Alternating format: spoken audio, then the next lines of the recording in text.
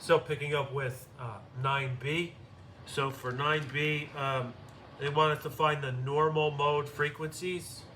So the normal mode frequencies looking for separated solutions of the form u of x comma t equals, that's x of t, tau of t, sorry about that. Substitution into u sub tt equals c squared.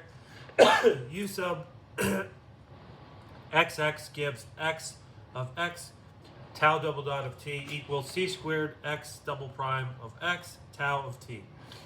Now dividing through by c squared x tau, tau double dot divided by c squared tau equals x double prime over x. And because the left side depends only on t and the right side only on x, both must equal a constant. And for oscillatory solutions, write the constant as negative k squared. Then we have x double prime plus k squared x equals 0, and tau double dot plus c squared k squared tau equals 0. The spatial solution is x of x equals a sine kx plus b cosine of kx.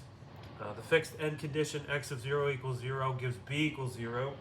And the condition x of L equals 0 gives a sine of KL equals 0.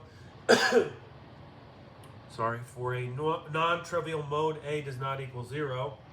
Sine of KL equals 0, so KL equals n pi, where n equals 1, 2, 3, on and on and on, positive integers.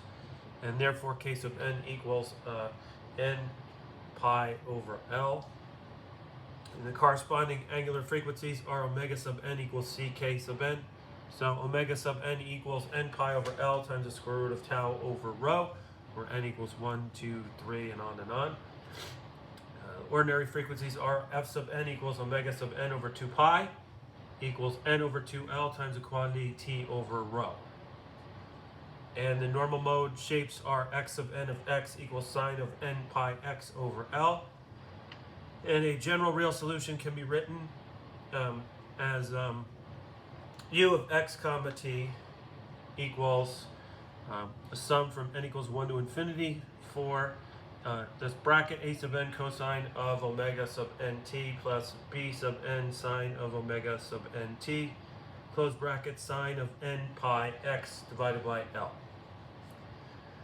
So that is part B, and now moving along to part C. For part C, we want to construct the conserved energy. So for part C here, constructing the conserved energy.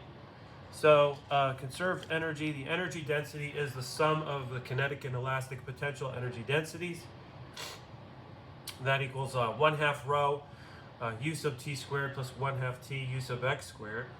So the total energy is going to be E equals the integral from 0 to L 1/2 rho u sub t squared plus 1/2 t u sub x squared dx. And to verify conservation, differentiate with respect to time.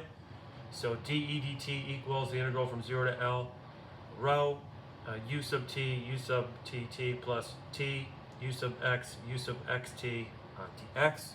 And using the equation of motion, rho u sub tt equals t u sub xx, then dE dt equals t times the integral from 0 to L, this quantity u sub t, u sub xx plus u sub x, u sub xt, dx.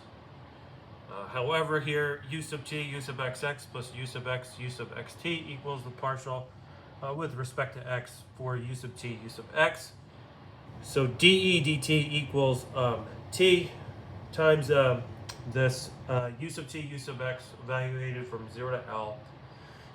And for endpoints u of 0 comma t equals u of L comma t equals 0. Differentiating these conditions with respect to time, that gives u sub t of 0 comma t equals u sub t L comma t, and that equals 0. So dE dt equals 0, and E equals this integral from 0 to L 1/2 rho u sub t squared plus 1/2 t u sub x squared, that quantity dx, and that is going to equal a constant. Okay, so that is part B and part C. Thank you very much, and have a great day.